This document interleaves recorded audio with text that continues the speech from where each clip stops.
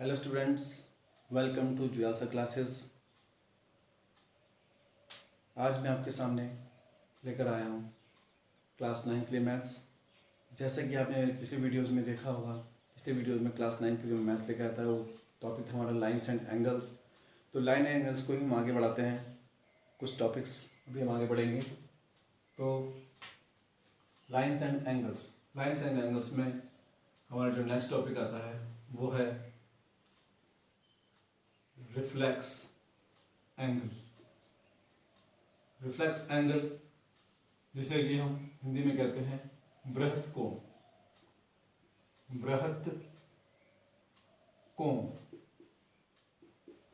Reflex angle बृहत कोण। तो आप जानते हैं ये कोण, जैसे कि मैं पीछे पहले पढ़ा था, 180 डिग्री। इसे कहते हैं हम लीनियर एंगल, सरल कोण। अगर ये कोण 180 से थोड़ा सा ज़्यादा बना दिया जाए, ये बना दिया मैंने, दो रेज हैं, दो रेज को हमने इस तरह से बनाया कि जो ये एंगल अब बन रहा है हमारे पास वो कितना बन रहा है, 180 डिग्री से बड़ा। तो अगर ये 180 डिग्री से बड़ा है तो जब ऐसा हो तो इस टाइप के एंगल को बोलते हैं बृहत कोण। तो ये एंगल ए जो हमारे पास है वो कितना है, 180 से ग्रेटर। तो 180 से यानी एंगल ए हमारे पास अगर 180 से क्या आता है, बड़ा आता है, greater than 180 and less than 360, तो इसे हम कहेंगे रिफ्लेक्स एंगल, बृहत कोण। नेक्स्ट हमारा टॉपिक आता है वो है कॉम्प्लीमेंट्री एंगल। कॉम्प्लीमेंट्री एंगल,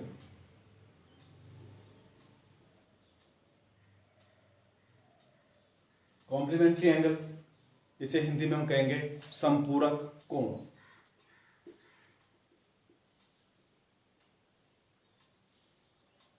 कोटिपूरक कोण, कोटिपूरक कोण, कॉम्प्लीमेंट्री एंगल, कोटिपूरक कोण। अब ये कॉम्प्लीमेंट्री एंगल क्या होता है, तो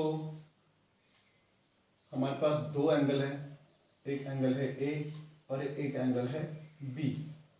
मेरे पास दो एंगल हैं, angle A and angle B, और यदि इन दोनों एंगल का सम 180 आता है, 190 आता है, एंगल ए और एंगल बी इन दोनों का सम अगर 90 आता है तो इसे हम कहेंगे कॉम्प्लीमेंट्री एंगल।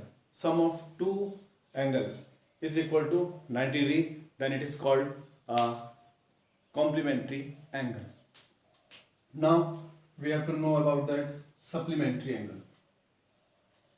सप्लीमेंट्री एंगल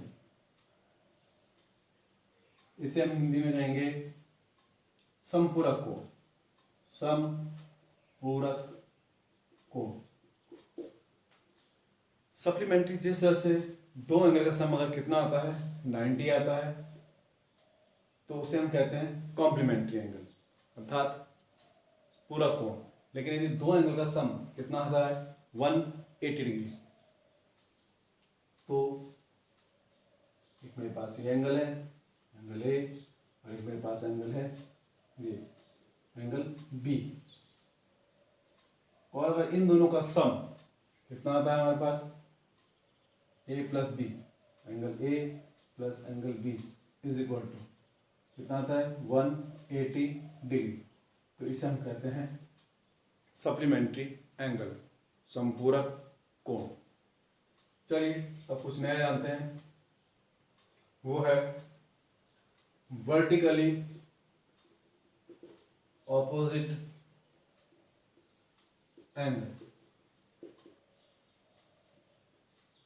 अब ये वर्टिकली अपोजिट एंगल्स क्या होते हैं, इसे हम हिंदी में कहते हैं शीर्षाभिमुख कोण। शीर्षाभिमुख कोण। मेरे पास दो लाइन है, मैं दो लाइन ड्रॉ कर रहा हूँ। एक लाइन ये रही, स्ट्रेट लाइन ये है, और एक स्ट्रेट लाइन मैंने एक और ड्रॉ की, बट ये दोनों लाइन एक दूसरे के पैरेलल नहीं है। क्या हो रहा है इसमें? इसमें दो लाइंस एक दूसरे को एक पॉइंट पर इंटरसेक्ट कर रही हैं। तो जिस पॉइंट पर इंटरसेक्ट कर रही है वो इसका, मान लीजिए पॉइंट क्या है, ओ, पॉइंट ऑफ इंटरसेक्शन। तो आप देख रहे होंगे यहाँ आपको कई सारे एंगल दिखाई दे रहे हैं।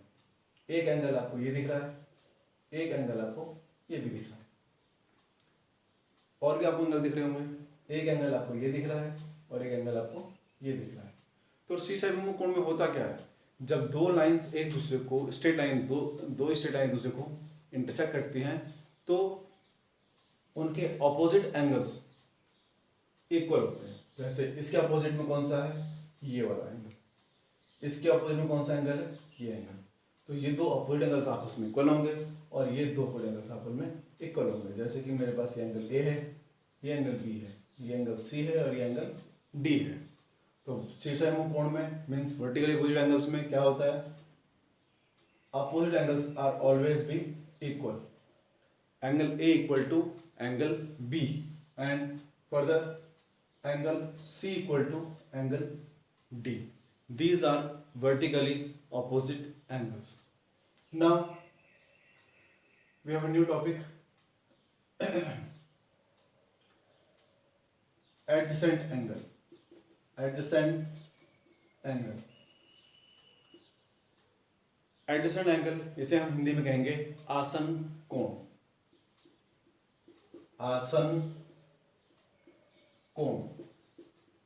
आसन कोण जैसा कि हिंदी में नाम लिखा है आसन कोण, यानी एक आसन लगाना। जैसे हम बैठकर आसन लगाते हैं तो उसी तरह से ये एंगल भी बनता है। जब आसन लगाते हैं आसन कोण बनता है, मीन्स एडजेसेंट एंगल बनता है। तो उसके लिए जानेंगे हम। मेरे पास एक एंगल है, ये रहा मेरे पास एक एंगल जिसका एक वर्टेक्स है O।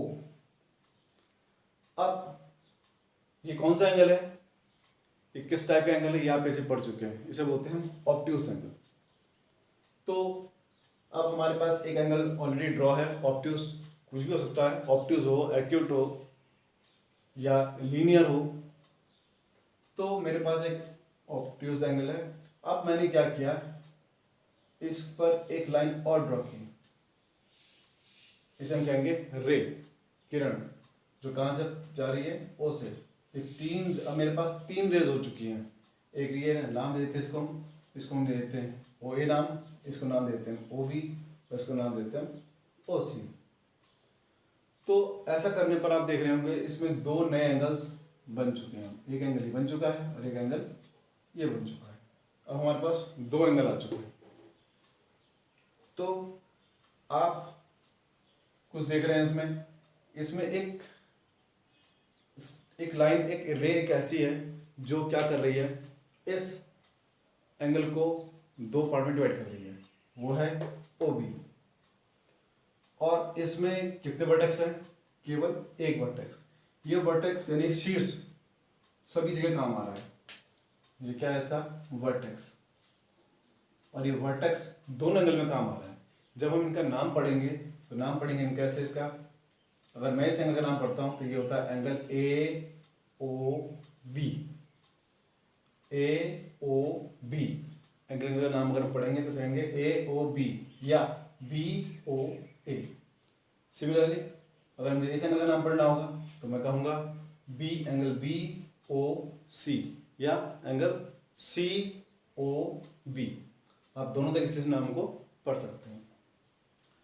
तो आप देख रहे हैं इसमें एक वर्टेक्स है और एक ऐसी साइड है इसमें जो दोनों में आ रही है। कौन सी है? OB। क्योंकि जब मैंने इस एंगल को पढ़ा था तो इसका नाम आया था AOB, और जब मैं इधर छुपाता हूँ तो एंगल BOC। तो इसमें जो OB है ये दोनों में कॉमन आ रहा है।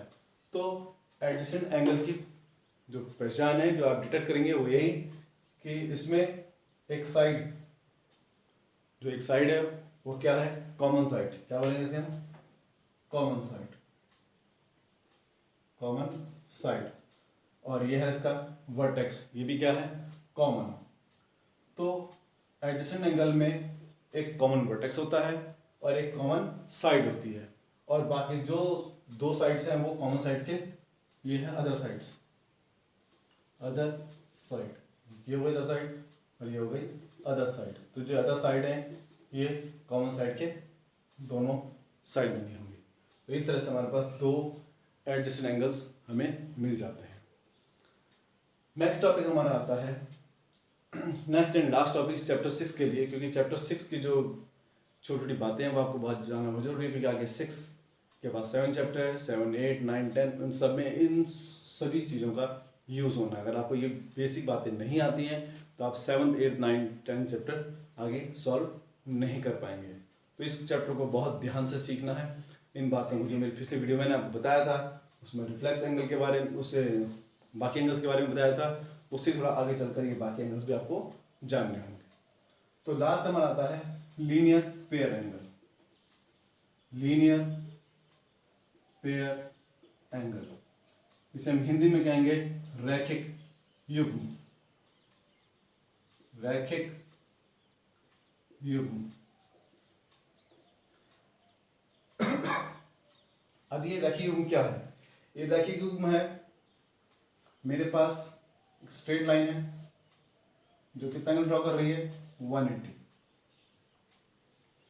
अब मैंने क्या किया, इसी को एडजेसेंट एंगल में ब्रेक कर रहा हूँ, बना रहा हूँ, उसको चेंज कर रहा हूँ। ये चेंज हो चुका किसमें, एडजेसेंट एंगल में। एक एंगल ये बन रहा है और एक एंगल ये बन रहा है। बट अगर इसका नाम ओ नाम दे दीजिए, इसको नाम दे दीजिए ए, इसको नाम दे दीजिए बी, इसको सी नाम दे दीजिए, तो आप देख रहे होंगे, आपको ये पता है स्ट्रेट लाइन है, तो स्ट्रेट लाइन में एक एंगल बना। इस ओ बी में जो इसमें कॉमन साइड थी, इसमें से जो कि आपने भी एडजेसेंट एंगल में पढ़ा, ओ बी साइड में क्या करा, इसको दो एंगल में फिर से ब्रेक कर दिया। तो जरूरी नहीं कि इसे दो ही एंगल में ब्रेक करें, अगर हम एक साइड, इसमें एक साइड और भी, एक रे और भी ले सकते हैं, इसको नाम दे दीजिए ओ डी, एक और ले सकते हैं आप। ऐसे आप स्ट्रेट लाइन में आप कितने भी एंगल को उसमें से ब्रेक कर सकते हैं। बट ध्यान क्या रखना है आपको, ध्यान ये रखना है कि इसका एंगल का नाम पढ़े ए ओ बी, इस एंगल का नाम क्या पढ़ेंगे हम, एंगल बी ओ डी, इस एंगल का नाम हम क्या पढ़ेंगे, एंगल डी ओ सी। तो मेरे पास इस तरह से तीन एंगल मुझे स्ट्रेट लाइन के ऊपर मिले हैं, तो इन तीनों एंगल का sum always be equal to 180 degree. So these angles are called linear pair angles. रैखिक युग्म बनाते हैं ये, और इनका योग, इनका जो सम है वो always be equal to 180 degree. तो आप ये सारी बातें जान चुके हैं।